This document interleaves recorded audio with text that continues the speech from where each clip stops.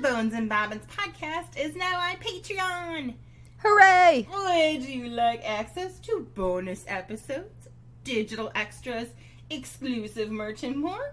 And join us in the Curiosity Shop at patreon.com/bonesandbobbins. Your generous support helps make the show happen and will also earn you our very eternal gratitude and entry into our private Patreon-only Facebook group, which is where the fun shit happens. Seriously. Best Facebook group ever. I will thumb wrestle anybody that says otherwise. Thumb wrestling? Yeah. That was not my expected response, but I'll stand with it. It wasn't my expected one either. I'm not sure where it came from, but I'm still with it. No, I like it.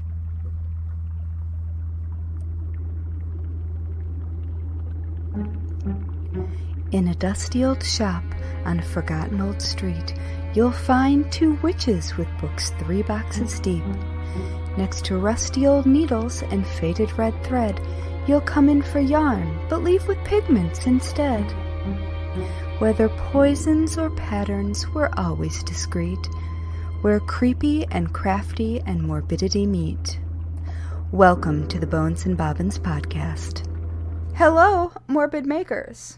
We are your slightly creepy, Mildly disconcerting, somewhat sinister, delightfully discomposed, opaquely odd, merrily morbid, marvelously misanthropic hosts. and this is Bones and Bobbins, Season 3, Episode Wah! 1, The Princesses Are Not Okay. No, they're not. I'm Haley from Red Handled Scissors and the Very Serious Crafts podcast, and I go by she and her. And I'm Natalie from Uber Dark Designs, an official true crime creative, and my pronouns are she and her.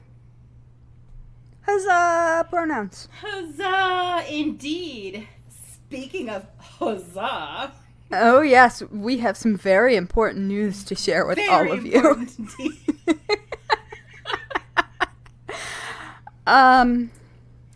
So you can now refer to both of us, collectively or individually, as her ladyship.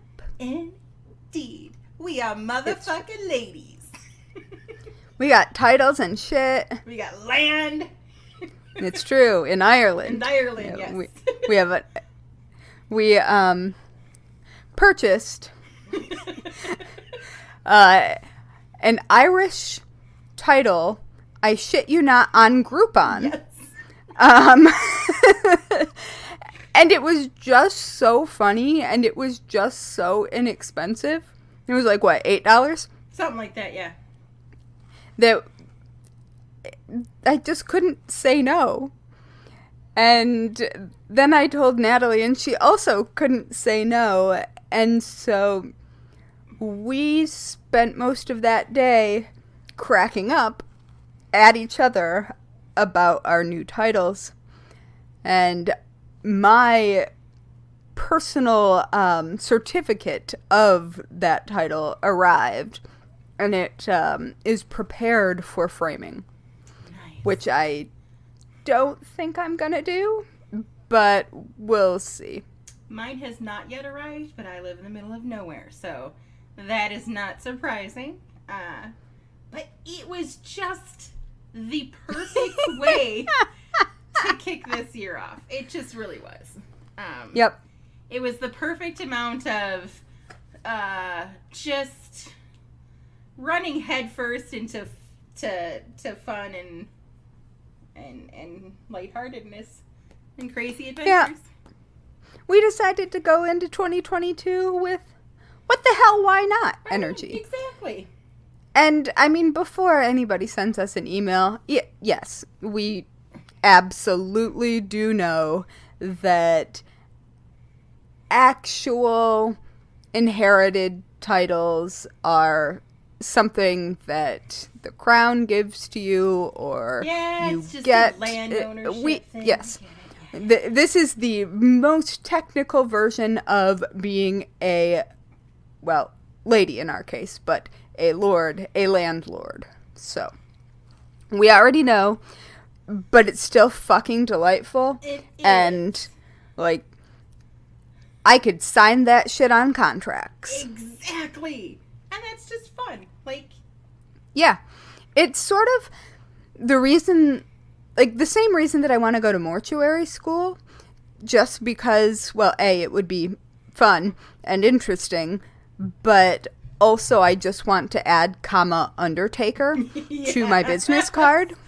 Oh, especially with the lady, too. That's what I'm saying. Oh, yes. That is exactly what I'm saying. So, look, in reality, this is just part of our plot to take over the world. Just, you know, kicking yeah. up. If I fly, what is it? British Airways. Mm-hmm. We can now put lady as our honorific when making airline reservations, which is fun. And there are, weirdly, instructions on how one might get it on their passport. Ooh. It is... it's possible. It's probably significantly more possible for me in New York, because it requires some not exactly proper things. So it's like Prince being called Prince. Gotcha. You have to show that the name that you go by is the name by which you are recognized. It's a whole thing. Anyway, I looked it up. Nobody needs to know that unless you too want to be involved, and I don't intend to go that route. But how fun is that? We just decided, whatever, today we're going to become ladies. This is my whole thing for this year is actually doing the shit I say I want to do. Like, I have a stack of things that's like, oh, I want to do that. I want to learn this. No, like, I'm not hesitating anymore. I'm not letting my, like, overthink it too much. I'm trying to rein that in and just at least once a month do something crazy. Not crazy pants, but just something that is like, this is what I want to do. This is what For the joy of doing it. Right. Yeah. My therapist made me make a list entitled Things I Actually Want to Do. Nice. And that is my goal for this year. It's to have fun, to play. Yes. Because I'm not okay mental health wise, and I think a lot of other people are also not okay. I am 100% not okay, but being not okay is okay. Like, I would worry if you were okay, because even being okay right now, I've been okay for a lot longer than most people, because I am predisposed to not, I have agoraphobia. I often do not want to leave where I live for extended periods of time. So that has been very helpful, but still, nobody's fine right now. Yep. Neither was our technology. So oh my God. We are recording on different programs, different computers. Hopefully the audio will be super good on this because we are kicking it off. But at the same time, I want to toss that disclaimer out there that Mercury, she's got jokes. She's got jokes. Oh my goodness. Both my laptop and my desktop refused to do the things that they do at the same time and in different ways.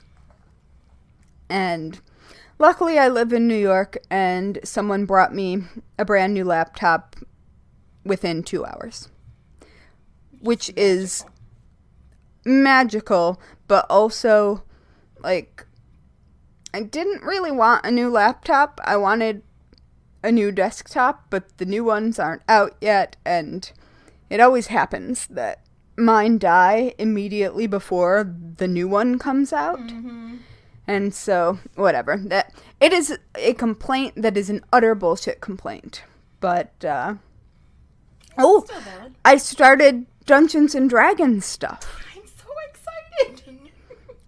Yeah, I joined a group of people playing cat D&D, which is very specifically each person playing a character based on one of their own cats.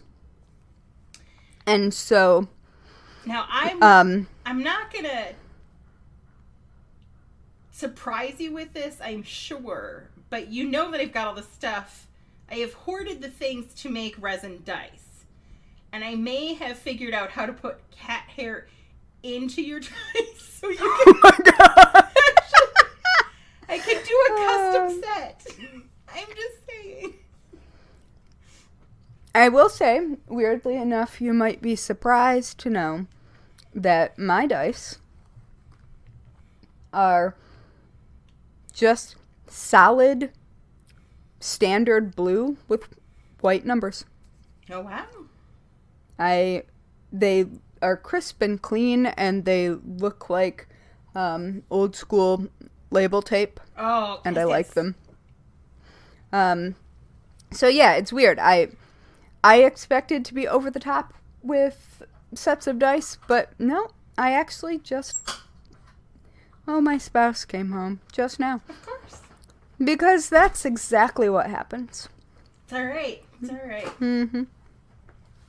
But anyway, so I will be playing Detective Inspector Jack Robinson, otherwise known as my kitten Jack. Yay! Because she is completely different than I am. In every way. I love it. I love it. I'm so excited. Me too. Shall we get on this nonsense? Sure. All right. Actually, we would like to take a quick break to thank all of our fantastic Curiosity Shop members over on the Patreon. And yes, this is where we generally give a totally normal and not at all creepy welcome to our newest members. Today, we are actually giving a special shout out to Patrick for doubling his support. Holy shit, Patrick, that is so nice of you. Seriously, just absolutely amazing, and I could smooch your face. Yeah, that makes me very happy. Yes. Because, especially Patrick, though all of our patrons, obviously, are the best. The best. And we would totally go explore hidden old graveyards in the woods with you in 2022. Yeah. Absolutely. And if you want in on this fun, not only are you going to get some really great surprises that we're working on, like, yeah, that's right, this time I get to actually put one out there. February 12th, I am doing a knit-a-thon to raise awareness for food insecurities. It's a national knit-a-thon, so I'm participating in it. Funds go to Feeding America, World Central Kitchen, No Kid Hungry, and Meals on Wheels. So cool. I get to craft for 12 hours straight, and what better way to do that than maybe with some of, like, our patrons, hanging out, crafting. There could be, like maybe a Facebook Live or something. Yep, a little Facebook Live, maybe watch some fun stuff while doing it. So I think that'll be I like it. That'll be kicking it off. Also, you get a huge backlog of Patreon-only episodes, including... So many. Yes. Including next week where we talk January auction oddities, going once, going twice, maybe just keep going. Yes. Yes, correct. And, check it out. If you don't like us, you don't have to stick around. We're not for everyone. If you want to just come listen to the backlogs and then bolt, that's okay too. We're real easy breezy on that. Man, don't give them an out. Come on. It's 2022. We're just letting it ride. Yeah. It's fine. It's fine. You love us. Yes. I mean, we are pretty fucking delightful. Yep. Except for my vocal fry and baby talk. Seriously, we've not heard back. The baby talk is the thing that totally... I think it's the and don't run with scissors at the end. That's not like baby talk. And also, you got that far, so clearly we weren't that bad.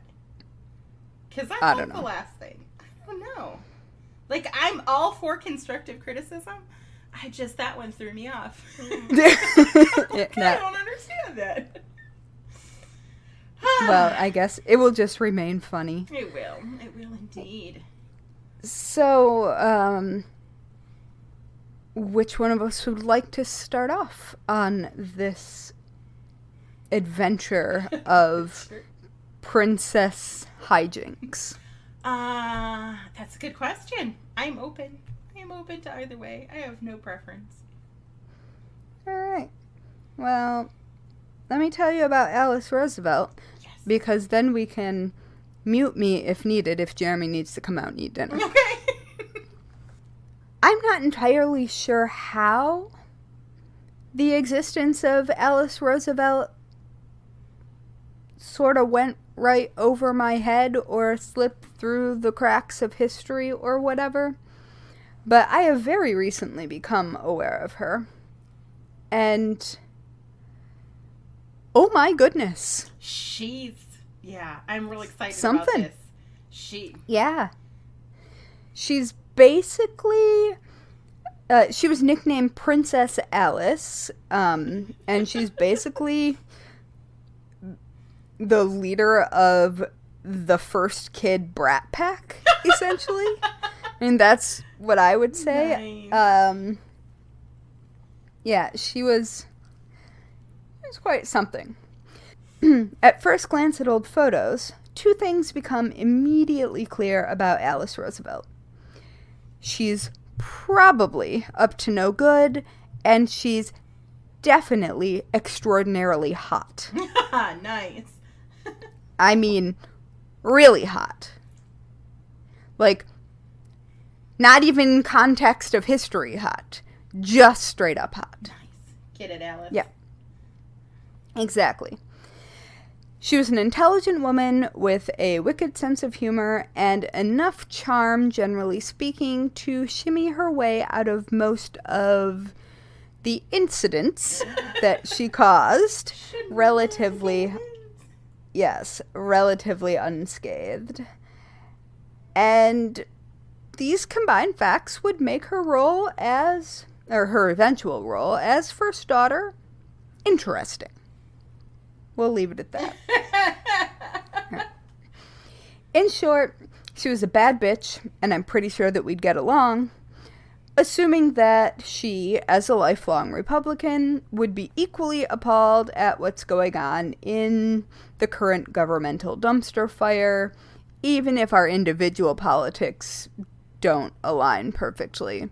Although the Republican Party was a very different thing in 1901.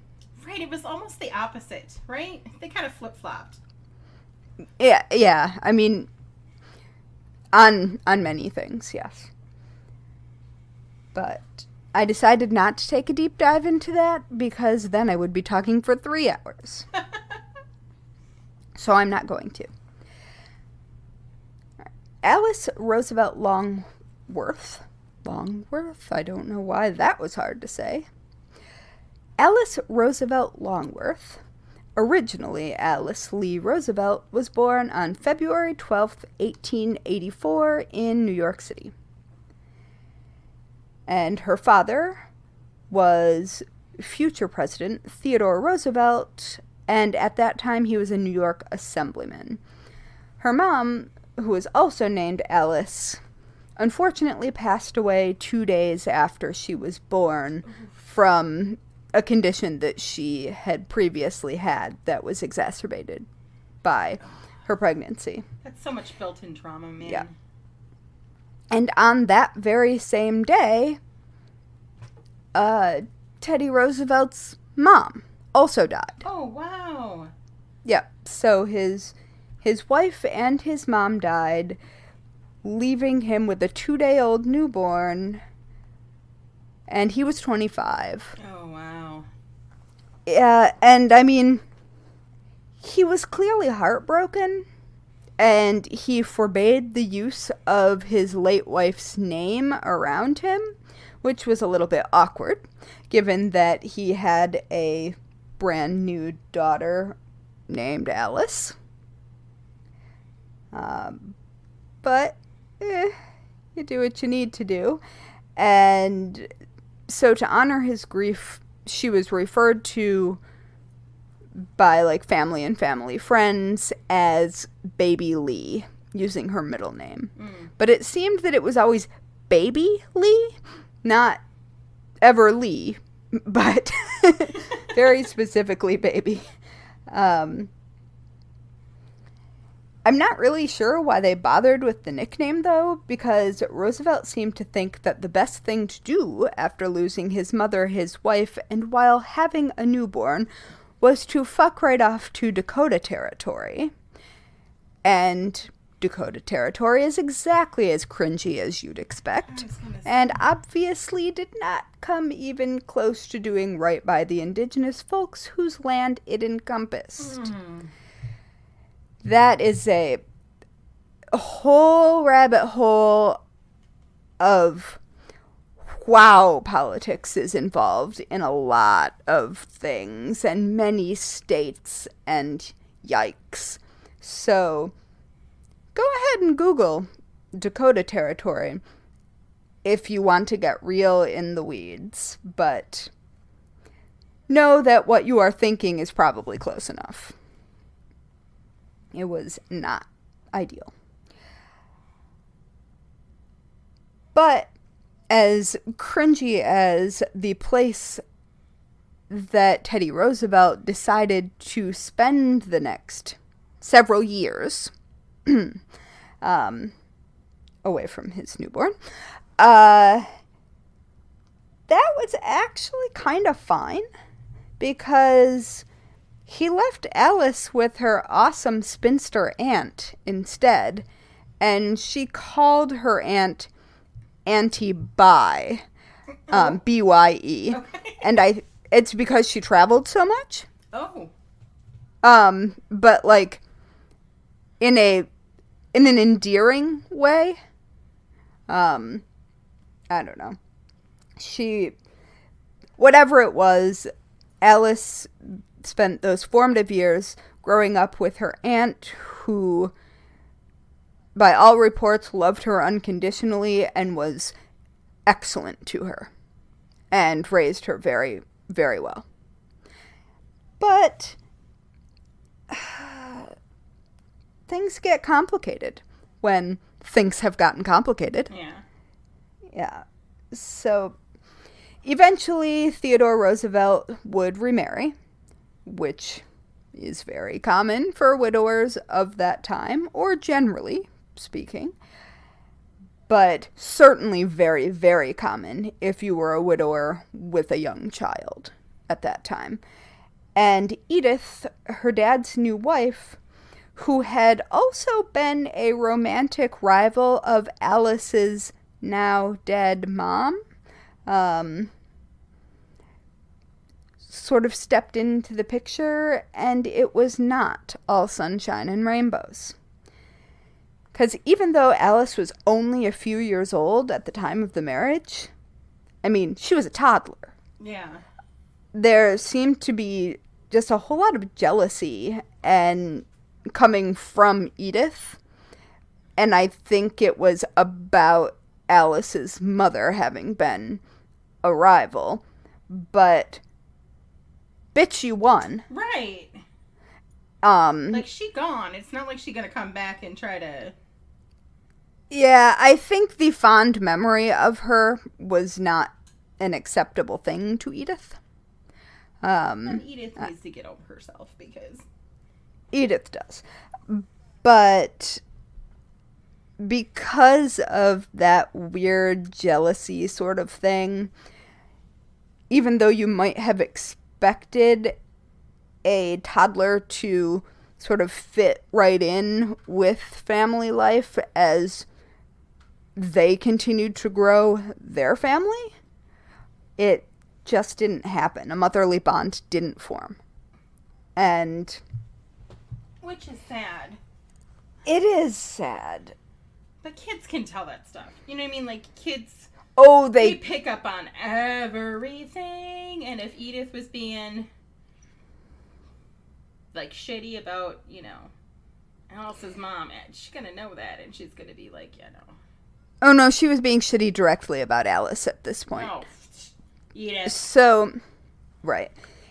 At age 15, when her father was governor of New York, her dad and stepmom threatened to send her to Miss Spencer's school in Manhattan, which is a place that shows up in an awful lot of novels, but was a real place.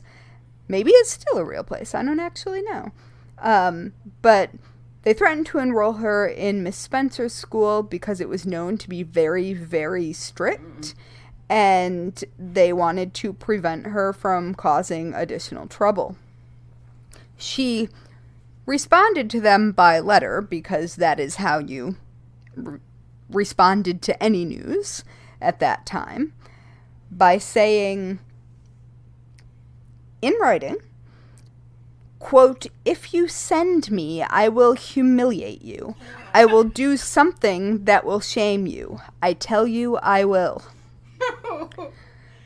She's 15. Yeah, that sounds about 15. Yep. She did not end up attending the school. I mean, she's brilliant, because that's how you get to them. I mean... Right. Well, interestingly enough, Alice never did have any formal education. She was very smart and grew up with money and grew up around politics and culture and was certainly literate and probably had all of the foundational knowledge that most people would have gotten at a school, but that doesn't seem to have harmed her. Additional unflattering quotes about Alice include a friend of her stepmom describing Alice as, quote, "like a young wild animal that had been put into good clothes." Damn! That's way harsh. This is young teen Alice, just for the record. At 14, her stepmom called her a, quote, "gutter snipe," who roamed D.C., quote, "uncontrolled with every boy in town." Wow. Gutter snipe. Yep. And according to her younger half-sister Ethel, she was, quote, "a hellion, capable of doing almost anything to anyone at any time." I'm kind of here for Alice. I don't know. I don't... Yeah. I feel like Alice is getting kind of a bad rap. She deserves some of it. So, Alice wasn't without problematic behavior that went what I would say is a step or so beyond regular rebellious teen hijinks. I mean, as a teenage goth, I recall regular teenage hijinks. Yeah. And, the drama of that. So much drama. And she seems to have all of the drama, just none of the black lipstick. Ugh. Yeah. So, here are a couple of things that make me go, maybe you're just kind of being an asshole right now. Yeah. And one of those was, she is said to have danced upon hearing the news of McKinley's assassination. Oh. His death Yeah. after an assassination attempt, which took her father from the vice presidency to the Oval Office. Yeah, that's not cool. No, although it isn't dissimilar to what happened when JFK was assassinated. There's gotta be an awful lot of mixed feelings. Yeah. When you are all of the sudden the president. Yeah. And, your family is suddenly thrown into something that is inarguably exciting. Yeah, it's even though it comes out of unspeakable tragedy. Right. So, but that was an asshole move. Don't do that, Alice. I think that personality-wise, she was probably the kind of kid who would today misspell Satan as satin in spray paint graffiti under a bridge. That is my thought. Jeremy's hometown has a very prominent Hail Satin. Nice. That is my favorite. I mean, satin is a bitch to work with, but... I agree. She self-described her religious beliefs as pagan, which, I mean, yeah, girl, me too. But unfortunately, she also described Christianity as, quote, sheer voodoo. Obviously, that was for shock value, but equally obviously, she had no idea what she was talking about and disrespected a belief system that wasn't hers to disrespect. Right. And, I mean, she's also, like, 16, 17. That's kind of at classic, this point. though. I mean, I know... Like, it's really hard to draw the line between at which point... Like, she almost certainly knew she was being an asshole. Right. But could she appreciate the entirety of what she was talking about? No. But also probably nobody else in her circle could either. Yeah. Because I sincerely doubt that, like, I don't know, Crowley was bouncing around in there. Yeah, I remember being... I mean, I bucked Catholicism every chance I could get growing up. And Oh, yeah. You know, and I remember being in confirmation class and going, you know, you want us to stand up in church and swear we're going to be Catholics for the rest of our lives, but you've not taught us anything else. I think maybe we should just take a trip down some other religions to make sure we're making the right choice. That was not... That went well. Like, no. Yep. I think that our collective youth pastors / priests would probably get along very well in lamenting us. One of my former stricter of the CCD teachers, her daughter turned out to be, like, super pagan. That happens. Which just tickles me to this day because that woman was a nightmare. Yeah.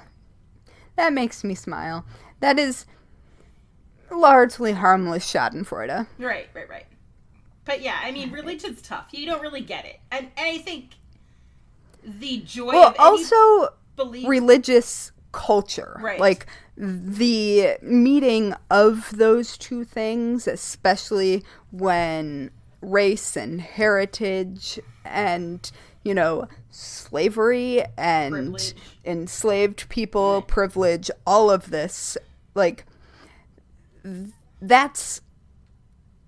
I have the internet, and I do not feel qualified to explain all the reasons that she probably shouldn't have done that. Right. So, she probably also did not have all of those reasons in her mind, but it was still an asshole thing to say. Still asshole, yeah. But not, I don't think intentionally as asshole-ish as it turned out to be. If that makes sense. Yeah, I'm not sure that she meant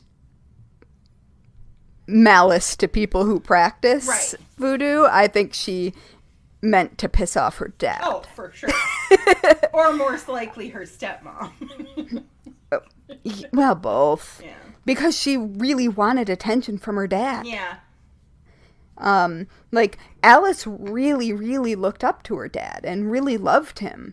And, like, it was...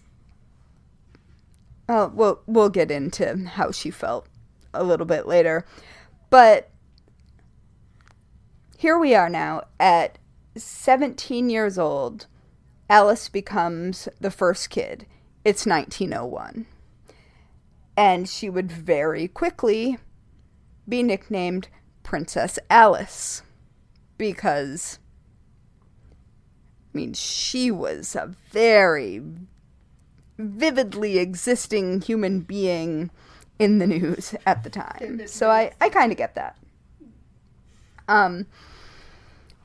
Now, the weird thing is, usually the press largely shy away from hounding the presidential children, but Alice was a tornado of scandal, so apparently that did not apply to her, but also it seemed like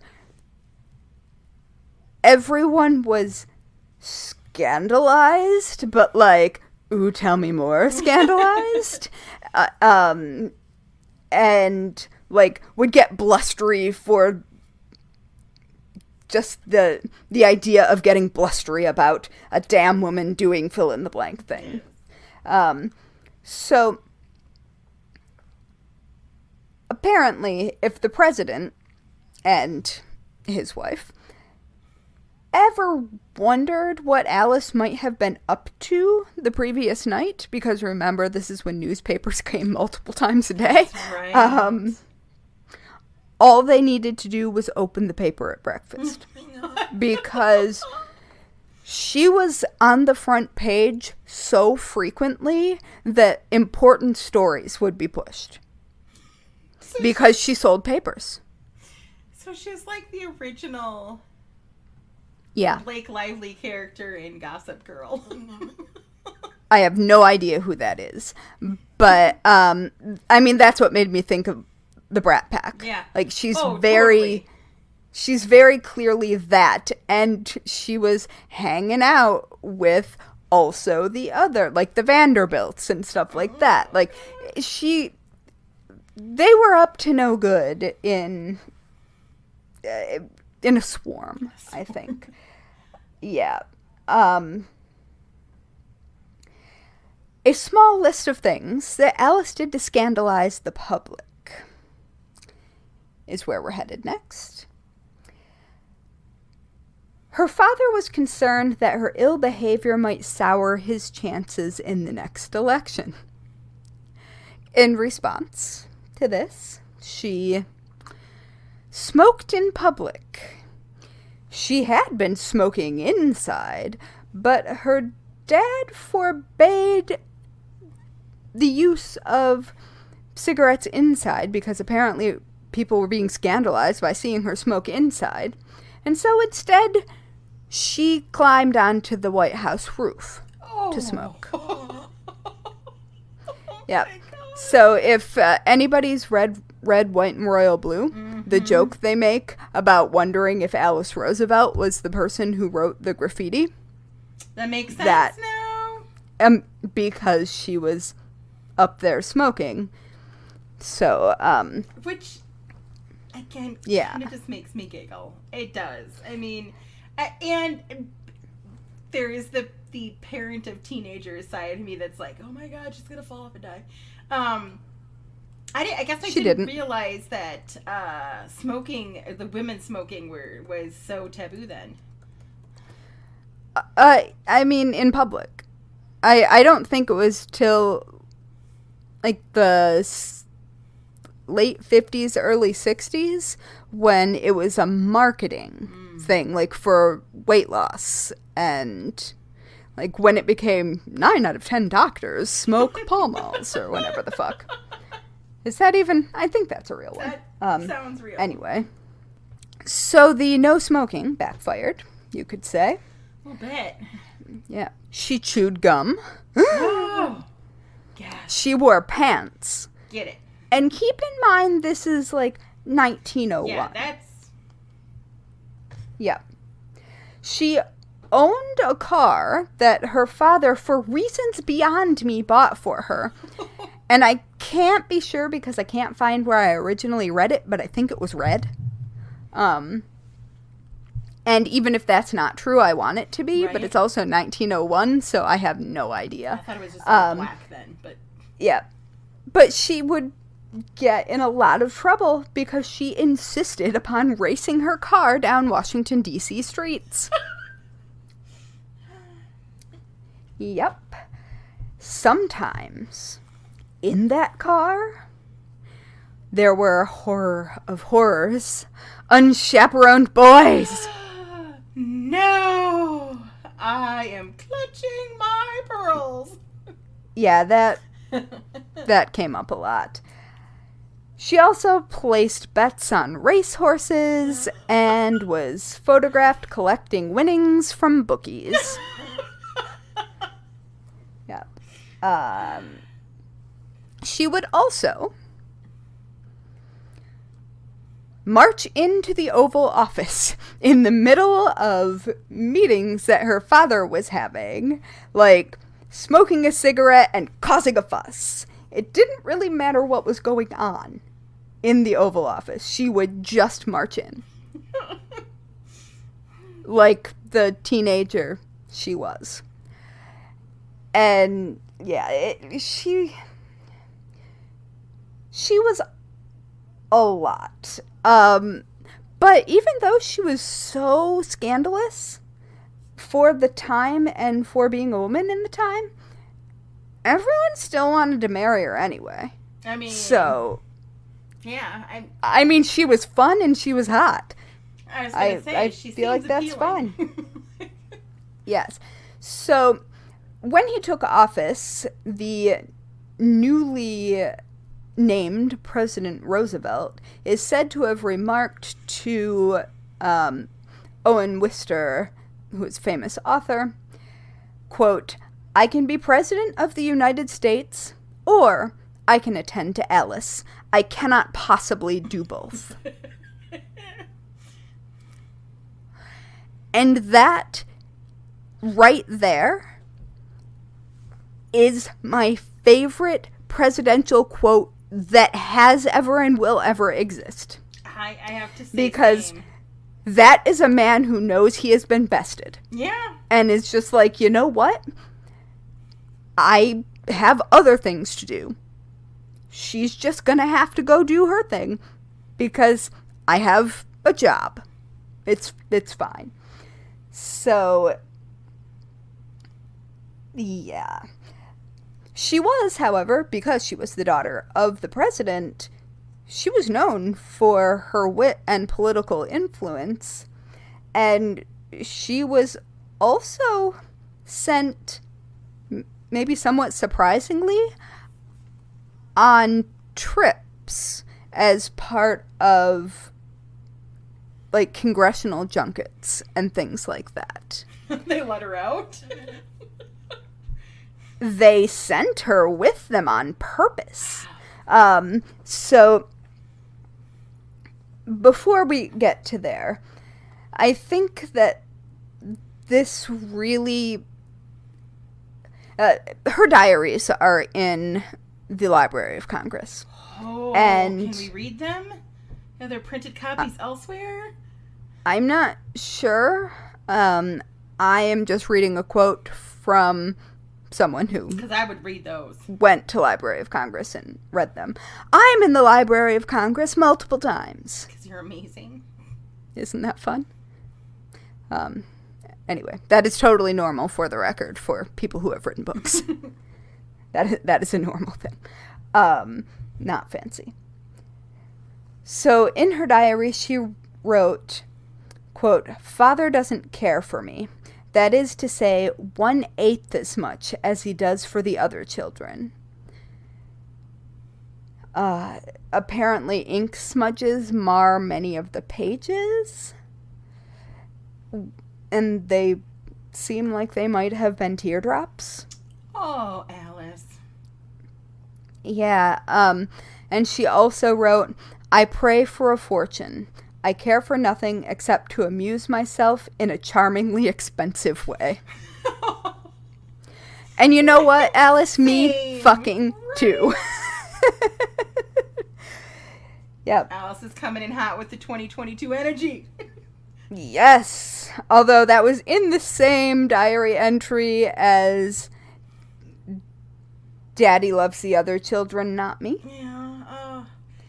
And I mean, it's totally understandable why she's acting out. It's also totally understandable, although I don't agree with it, how the stepmother is handling things. Like, I see where everyone's coming from, but, like, that didn't have to happen. Right. As having teenagers that have a step-parent, a step-sibling, and a half-sibling, and have been treated as the proverbial bastard stepchildren compared to the others, and just seeing that hurt, like, that's tough stuff. That is tough stuff. It is tough. And, like, I have a stepmom, and my dad got married when I was 11, I think. And I remember being just old enough to understand that it was a delicate dance. And, I mean, my stepmom's great. But it took a while for that to be fine. But Alice was a toddler. Right. I mean, I just keep coming to back to the fact that Alice was a baby. Right. Like, calm your shit. Like, especially once they started having a family of their own. There is absolutely no reason to not just build the family around having Alice already. Right, right. Like, I mean, there wasn't an excuse not to anyway. Right. I just kind of want to punch Edith a little bit. Like, because I think there's a lot there. I just got my kids therapy. Well, Alice didn't get therapy so much as she got sent off to the Far East. Despite her obvious familial difficulties, the public was, like I said earlier, pretty charmed by Alice, and she traveled along with a congressional junket in 1905 to the Far East. Future president, but current Secretary of War, William Howard Taft, was, I shit you not, Alice's chaperone. Wow. Which, yeah. Here's a small list of things that Alice did on that trip. On a train to San Francisco, she set off firecrackers on the back platform and shot her revolver out of the train at telegraph poles because it was the 4th of July. Oh, God. Yep, she set off firecrackers on a train, and then, like, she had, like, her revolver. Apparently Alice was strapped all the time. Yeah, I want to know more about that. I want to know if it has mother of pearl inlay and such. I bet it does. Once on the ship to Japan, she jumped fully clothed in a white linen suit into the swimming pool. Now, I don't know how familiar everybody is with linen, but let's just say it's not the most concealing of garments. Oh, no, it is not. No.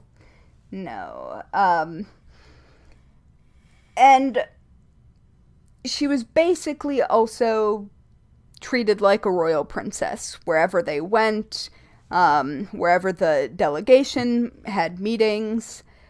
She was sort of the distraction. Mm-hmm. So they could get down to business, like the business of politics. Well, it would look like just a, like, goodwill ambassador, basically, going to visit these places. Yeah. And so it was actually a really fucking brilliant political move, because Alice was trouble, but she was charming trouble. And she grew up with the manners. Like, she grew up with money. She grew up in top-tier households. And so she knew how to behave and could choose to. And so she did, I guess. And Other monarchs and heads of state who didn't know what to do with her treated her like a princess of any empire and showered her with a huge quantity of gifts. I mean, you can't beat that. No, and she also started to hang out with Ohio Congressman Nicholas Longworth. They were quickly engaged and then married in 1906. Taft gave up on chaperoning her almost immediately because he just couldn't do it. So, said Ohio congressman was known for his drinking and philandering and also being 15 years older than her. This wasn't a love match, for sure. She described the flowers for the wedding ceremony as, quote, like a funeral parlor. But the press covered it like a royal wedding because that is how the press had been treating her this whole time. Makes sense, yeah. And neither Alice nor her new husband married for love. Alice wanted independence. I assume the congressman wanted Alice. So, I don't know. Alice would later note that when she thanked Edith, her stepmother, for the wedding, while she was preparing to leave the White House with her new husband, Edith told her, "I want you to know that I'm glad to see you go. You've never been anything but trouble." Damn. Like, fuck you, lady. Seriously. Yeah. And so, just to round out the general hijinks of Alice and her life, she is infamous for several stunts that she pulled. Legend has it, although it's very hard to find specific sources that are not heard from a place because someone said a thing. But legend has it that she disliked Mrs. Taft so much that when William Howard Taft took office as president, Alice buried a voodoo doll of Mrs. Taft in the White House garden. Oh, shit. And she was banned from the White House for the entirety of the Taft administration. And that's true. That is absolutely true that she was banned from the Taft White House. That's kind of funny. She also had a pet snake. Okay. Named Emily Spinach. Oh my God, that's who would apparently go to parties. Now, I've heard two versions of this story. One, it's a garter snake, and, it just hangs out coiled around her arm and, is a snake, being a snake. And that sounds kind of great to me. I like it. Danger noodles are fun. And another version of the story has Emily Spinach being a boa constrictor. That's a little more frightening. I mean, not a baby one, I guess, but I don't know. So, details on that are really hard to pin down, even though it's kind of my favorite of the stories. Pretty amazing. Yep.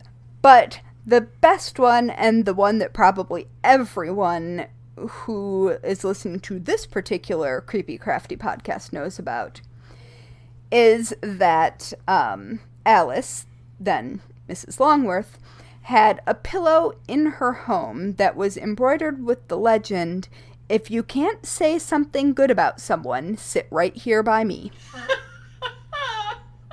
And I found a photo of her holding the pillow. And yeah, I feel like I need to do a a reproduction of that design, possibly for our patrons. I was going to say, I think that would be a really good... Yeah. So Alice died February 20th of 1980 at 96 years old in Washington, D.C. And she never apologized for any of the things she got up to and loved telling stories about her previous acts of hijinks and gleeful no good. So I kind of like that about her. Like, very interesting. And she continued to sort of be part of the fabric of the political glue because she could bring people together. She was charming. She was also interesting, and you wanted to sit next to her. Right. Because she would gossip, but she also wasn't hiding that she was doing any of that. Right. She was real. So, yeah. And, like, she wasn't... I wouldn't say she was talking behind people's backs. She was talking in front of their face. Yeah. And in her life, she was known as Washington's Other Monument, which I think is kind of great. And I believe there is a biography about her that has that as the title. I kind of love her. So that's Alice. I do kind of love her. I also kind of love her. I mean, she's not without her problematic bits, but all of us have them. We're all flawed. And I would have hung out with Alice. Oh, absolutely. But yeah, she was quite something. And I didn't even touch on most of the stories about her because there are just too many, and she was just so involved in parties and with high-ranking families and political dynasties that... There are some stories in there. There's got to be some amazing stories. Oh, yeah. And I would just like to cast some shade at anybody who talked about the Obama girls looking bored and or wearing skirts slightly too short. Yeah, right? Let's hop on over and visit Alice Roosevelt. Or didn't Ford's kids smoke pot on the White House roof? Like, it... There's a lot of... And it's the thing is that you have... Most places don't report on the first kids. Right. There was once a respect line in there, I think. Yeah, and I think there should be. Although I think that I think there should be unless there's a reason for there not to be. Right. Like, scandal for the sake of scandal doesn't make any sense to me. Right. Especially with kids. I mean... Like, don't ruin some kid's life because they did something stupid and teenagey. Right. But, Alice clearly courted that sort of, attention from the media and from literally everyone around her. She wanted that attention. Right. And she acted out specifically to be dramatically over the top. And so that looking away from the first family was suspended where she was concerned for that reason, I think. But, I don't know. Yeah, I mean, and they are. It's such a weird thing because anybody in the White House that is, I know we refer to the Kennedys specifically as like our, royalty, but I mean, it's the closest thing to royalty in our country when you are in the White House. So, and just like royalty, these kids are growing up and coming from generational wealth. Yeah. And privilege beyond. So, and then, I like that she was real and I don't think anything she did was malicious. Like, intentionally malicious? I think that she was malicious. Really? I think that there are times when she was mean to be mean. Right. Yeah. I don't think she was evil. But I do think that there are plenty of times where she was mean for the sake of being mean because it was more interesting. The more interesting part is problematic. Yeah. The mean to be mean thing is part of being a teenager. Yeah, and I mean, I get that. Yeah. It's... Yeah, such a good... I knew bits and pieces of Alice. I did not know all of that, and I love all of it. Like, I just want to read more. That's so much fun. Yeah. So much fun. I am going to start with princesses. Well, a princess. And then talk about, like, a royal affliction. Ooh.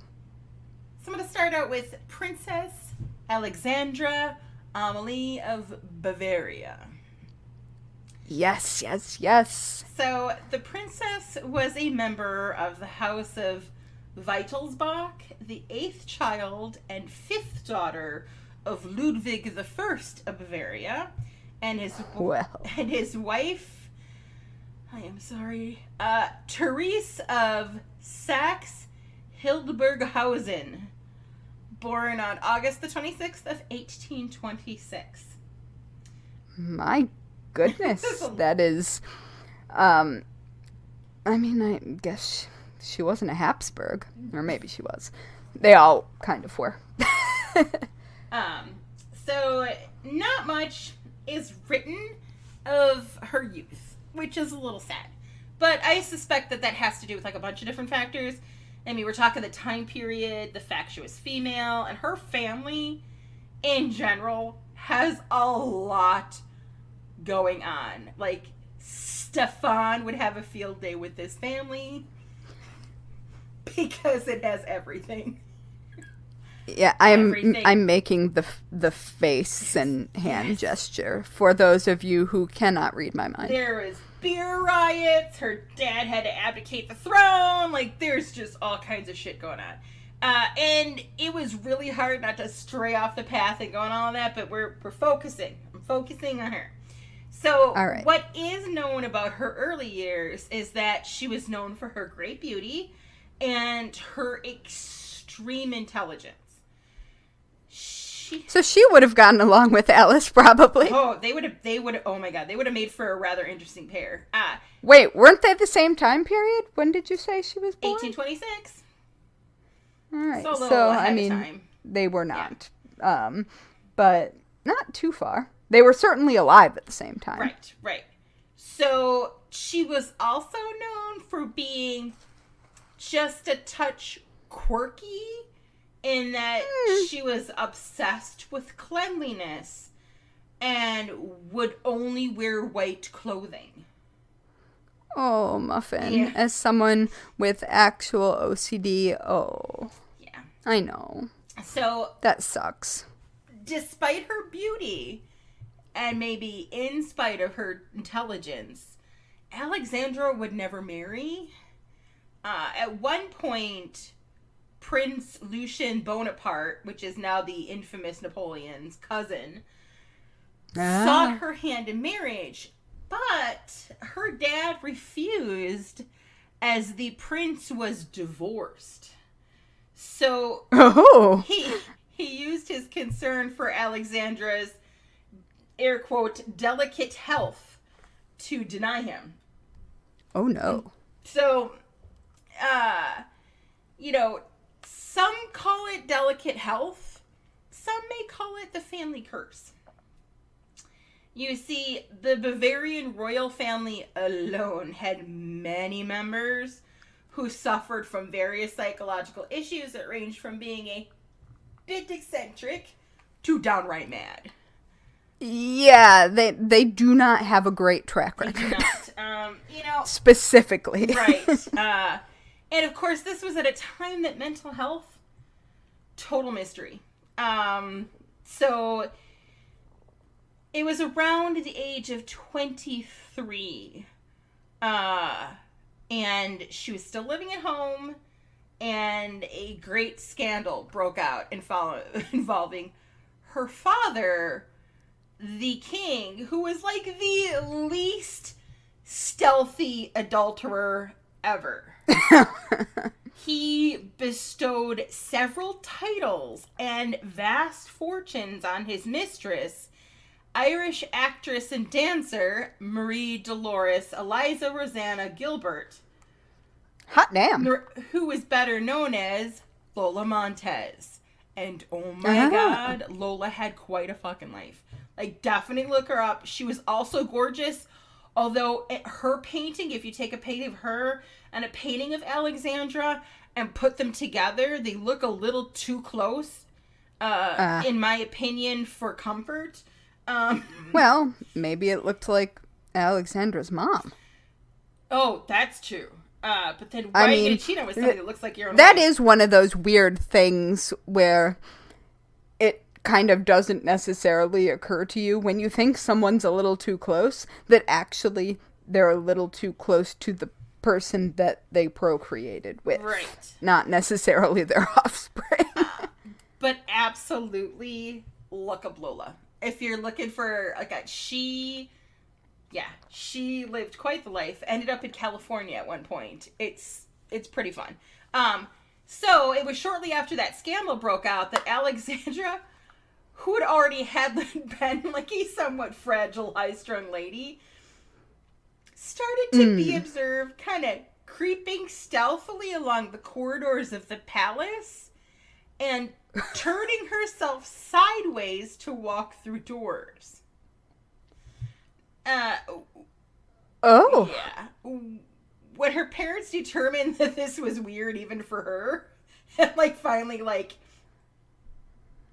I mean, did she turn into Zoidberg or something? I'm confused. Well, when they... Did she have, like, body dysmorphia and think she was too wide for the door? Something like that. So, when they finally asked her about it, the princess informed them that she had just realized that when she was but a child, she swallowed a grand piano made of glass and was now terrified that if she bumped into anything or was even just jostled a bit or squeezed too hard, that the piano, which she was convinced remained wholly intact, would shatter into a million pieces and kill her. Oh. Yeah, right? It is actually rumored that when she had to throw up one day, her servants tried to trick her by throwing a miniature piano into her puke to show her she finally got rid of it. Oh. I mean, that's honestly kind of sweet. Right? Which I think is super endearing and rather smart. That poor kid. It, however, did not work. No. Now, this may seem like utterly absurd, but she's not far off with many other royals, and something that I'll get into in a bit, known as the glass delusion. But I think that it's important before we jump into that I note that she was much more than her mental health. Like, Alexandra's dance card was, pretty much completely empty prior to this. So, it's not surprising that she'd end up appointed abbess of the royal chapter for ladies of St. Anne in Munich and Würzburg. This was a religious community specifically for noble ladies. So, despite not having a man and having a glass piano inside her, she actually went on to live a really great life. In fact, in 1852, Alexandra began a literary career. Her first book of stories was entitled Weihnachtsrosen, Christmas Roses, The next year, she published what translates into Memories, Thoughts, and Essays. In 1856, she published Feldblumen, Field Flowers, the proceeds of which she donated to the Maximilian Orphanage.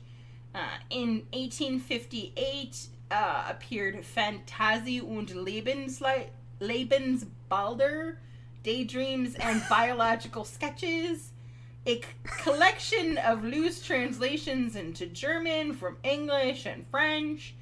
In 1862, she produced a loose translation into German of some of the romances of Eugenia Foa. The following year appeared Thautropen, which is Dewdrops, a collection of stories translated into German from French as well as others of her own. I mean, that's cool. I wonder if being in the structure of having the role of an abbess and having very specific things that you were supposed to do at specific times in specific places made there be less room for being unsure in her life, and therefore, like, she could plan around that glass piano a bit better. That would make sense. And also, she wasn't going to have sex with anybody. True. That would make sense. Which I assume was a concern. Probably. I mean, she didn't want to be hugged too hard, so, I mean, I can't imagine sex would really jostle you up. I don't imagine she wanted to do it or procreate. Right. It's also... That baby would break a piano. Right. It's also not clear as to whether the affliction, for lack of a better way of putting it, carried on through the rest of her life. Mm-hmm. I like that a lot of her later life is just focused on, like, that she literally, that was just part of what she did. In 1870, she produced Das Kindertheater, the Children's Theater, which was a German translation of French children's plays from Arnaud Béquan, L'Ami des Enfants. The same year appeared, she just book after book after book, and she did translations from German to French. She did her own writing, and did tons and tons of charity work. I wonder if she founded the Kindertheater in Munich. It's possible. Because it's very old,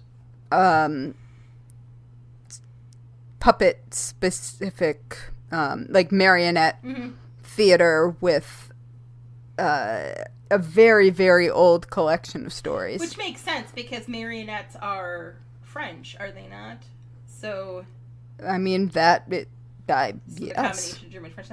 So I find it super impressive that she went on to accomplish so much, and that she is accoladed for it, because, again, looking at the time period and the fact that she is a woman, you know, women authors were not generally praised, and I just think it's really cool. This is another thing that's a little weird. Alexandra died on the 21st of September in 1875. She was not very old. She was only 49. It was also the same day that her brother, Prince Adalbert, died. But I was unable to find a cause of death for either her or her brother. So, I'm not sure what happened there. I mean, obviously they're not living in the same place, but it seems really weird. And 49, even though it is that time period, 49 seems a bit young. But then again, you know, she did have that glass piano going on, so who knows? Yeah. So Alexandra, let me go back. So I felt it really important to point out that she was, like, much more than her family and, like, the odd curse of royals. Now, what Alexandra suffered from pretty much falls under, like I said, the glass delusion, which is a psychiatric phenomenon in which people believe that they are made of glass and liable to shatter. Right. People who suffer from it go to extraordinary lengths to protect themselves, as Alexandra did.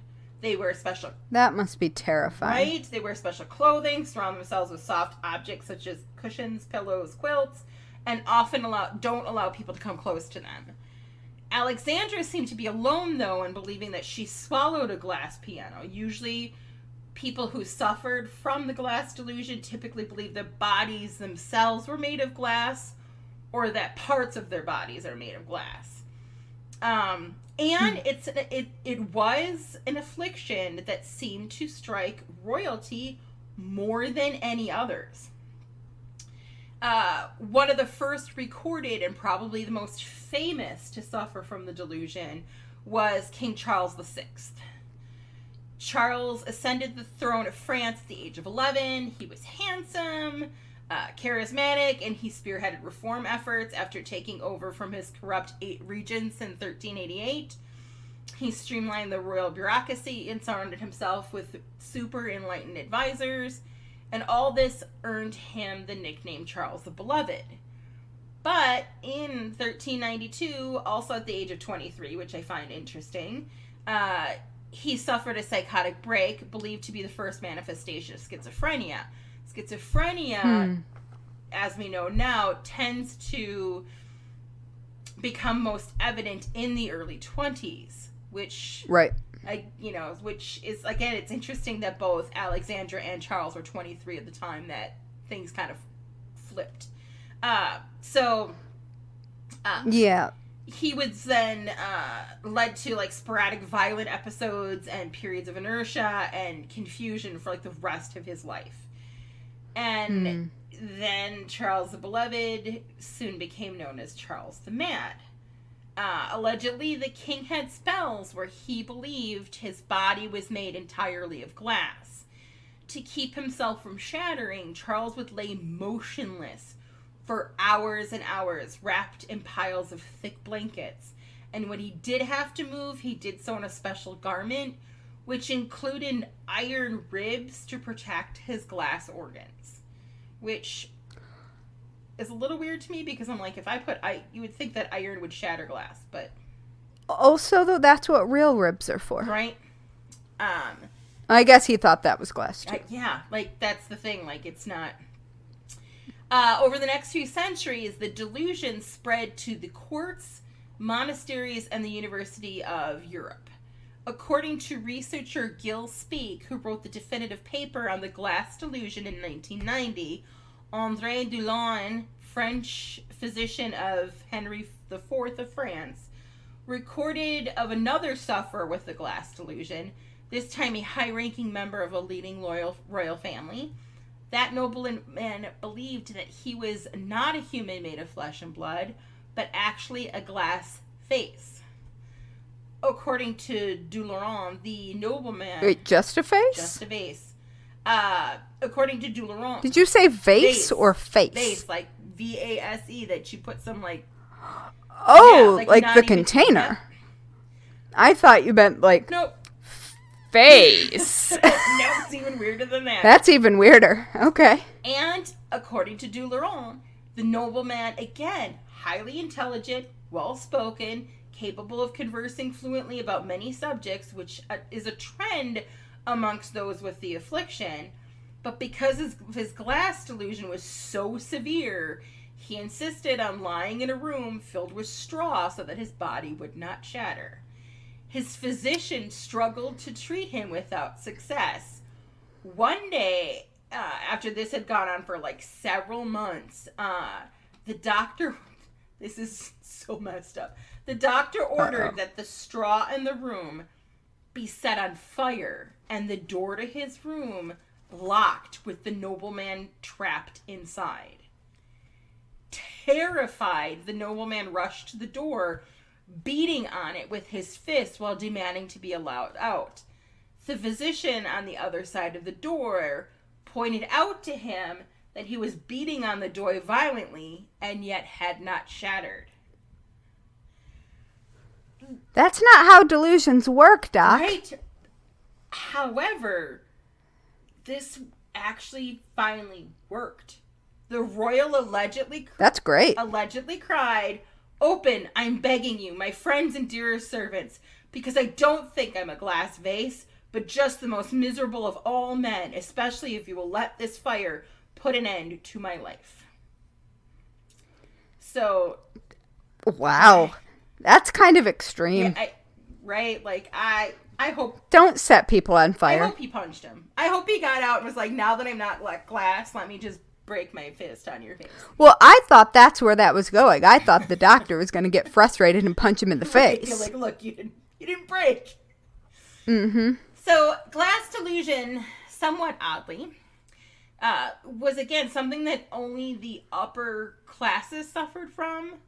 Famous sufferers included nobility, royalty, and renowned scholars.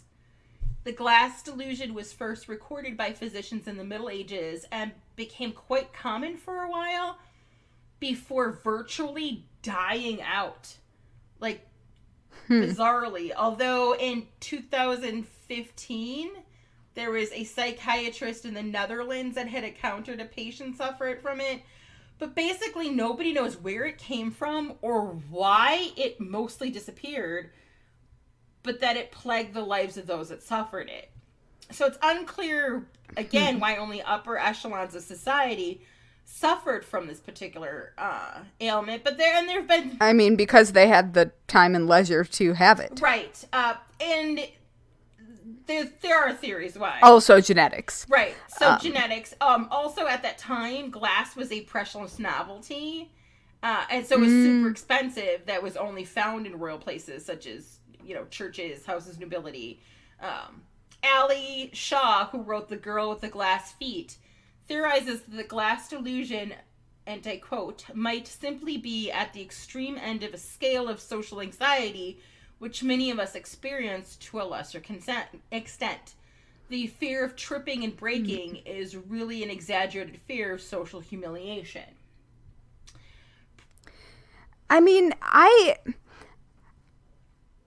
Now, this is just speaking from someone who has autism and sensory-related issues. I can absolutely understand getting enough into your head that it would sincerely feel like something awful was going to happen to your body if you did a certain thing. Mm-hmm. Like, I happen to have a very, very, very big problem with my armpits. Okay. I cannot have things bunched up in there. If anybody sees me, I will be constantly moving my sleeves because if I can feel them, then it starts feeling like all of the circulation is going to be cut off in my arms, and then my arms start going numb. Like, none of this is real. None of it's happening. Armpits are weird, though. Well, they are weird, but I mean, it happens on one side of my hip also. Like, it's just I know that's not what's happening, but I can have a panic attack about it. And so I feel like that is not dissimilar.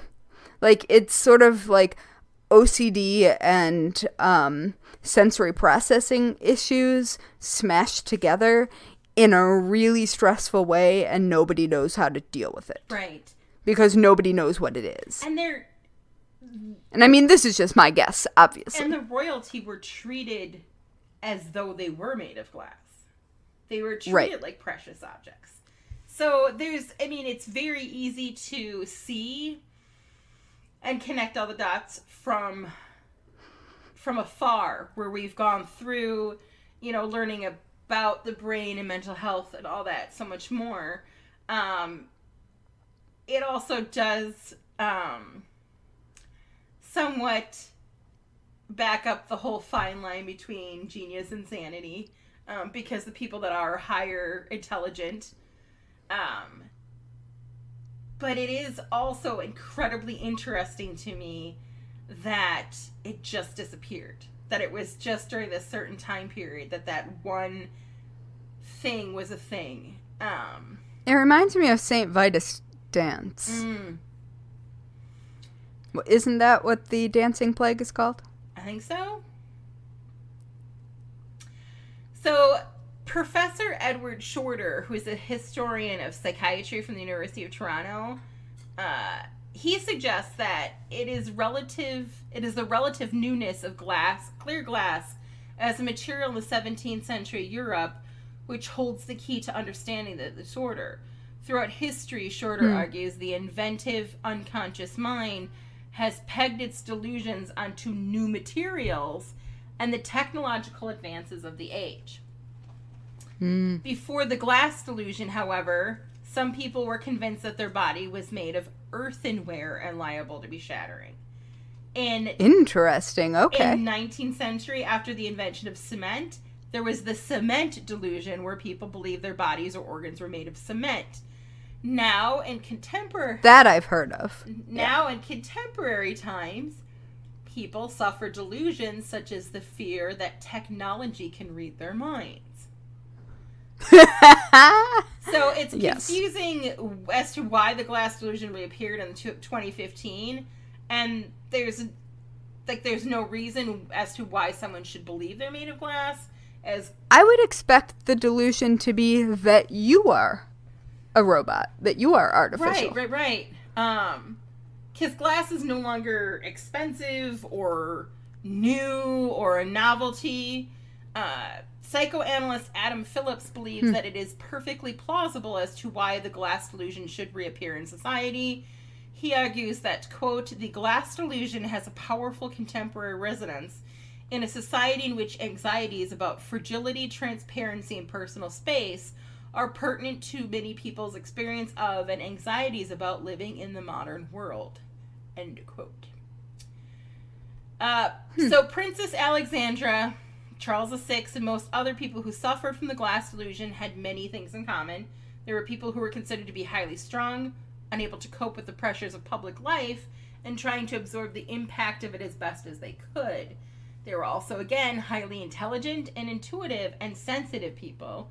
Alexandra seemed to exhibit many obsessive tendencies that would certainly classify her as a sufferer of OCD in modern times. And she also lived, though, a very full and successful life, albeit, one that was shorter than most would hope, but, it was the times. And it's also unclear, like I said, whether or not her glass delusion persisted through her entire life as King Charles's did. But I propose the theory that it's also kind of an evolving trauma response. Especially with, Alexandra's family, and genetics of that family. That whole, yeah, that's a whole bag of squirming kittens. Right. And again, schizophrenia is believed to be somewhat genetic as well. So... Very genetic. So yeah,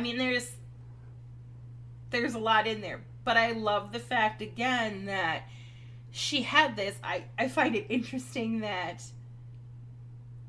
it was a grand piano, like an entire grand piano. And how she would have swallowed that as a child and then just realized it when she was 23. Like, it's interesting to me that how she differed from everybody else with the glass delusion. Not that she was made of it, but that this glass object was inside of her. But maybe it grew with her. Possibly. And that it went up. I need to know more about this glass piano. Right. Was it playable? I still love that they tried to toss a little piano in a pile of her puke. Like, look, you did I do think that is sweet. It is. But I also, again, love that that somehow historians managed to preserve more of the, good versus freaky or weird, or, you know what I mean? Like, it just, that history did her okay. Which is not always the I'm case. surprised by that, because the things that were, quote, wrong were so interesting. Mm-hmm. But it could also just be the power of royalty to suppress something like that being talked about all over, all the time. Well, they had enough going on with her dad, man. Yeah. And enough happening. So yeah, that's our story of, my story, rather, of Princess Alexandra. Poor thing with her glass piano and the glass delusion. Yeah. The princesses are not okay? They're not okay. Bless them. Bless them. It's true. So, speaking of terrible things that may or may not happen, Yes. how do you especially not want to die this week? That is right. It is the weekly worst way to die. Da-da-da. Anything involving shards of glass. I have gotten glass stuck in me, and that shit hurts. It hurts. It hurts a lot. I don't like it. Yes, I understand. I think mine this week is going to be a surprise boa constrictor at a ball. Was it Elizabeth Spinach or Emily Spinach? Emily Spinach. I really think it was a garter snake. Because apparently its name came from spinach being the color green, and Emily, I think, being an especially skinny aunt of hers, and the snake was long and skinny. That is amazing. So, Yeah. I love that. I think that's probably my favorite White House pet. I was a pretty big fan of socks. Yeah, that's true. Ugh. Good times. Good times. So, Indeed. do you want to be spooky internet friends? You can find us. Yeah, all right. You can find us at Bones and Bobbins on Instagram, Facebook, Twitter, Pinterest, TikToks, which we haven't done yet, but eventually will. Basically all across the internets. Or you can just visit us at bonesandbobbins.com. That's true. And don't forget to rate and review this podcast, because it pleases the internet gremlins, and that's how we show up in recommendations, so that other people who are also morbid souls can find us. Bring forth the morbid souls. Yes, please. And on that note, let us leave you with some advice that you should never forget. Lock your doors. And don't run with scissors. Or snakes. Also snakes. Yay! Each episode of the Bones and Bobbins podcast is written and researched by Haley Pierson-Cox and Natalie Hoyce. Our music was composed by Loyalty Freak Music. You can find us on Instagram, Twitter, and Facebook at Bones and Bobbins. Subscribe now on Apple Podcasts, follow us on Spotify, or check us out wherever you listen to your favorite podcasts so you won't miss a minute of our strange and creepy content.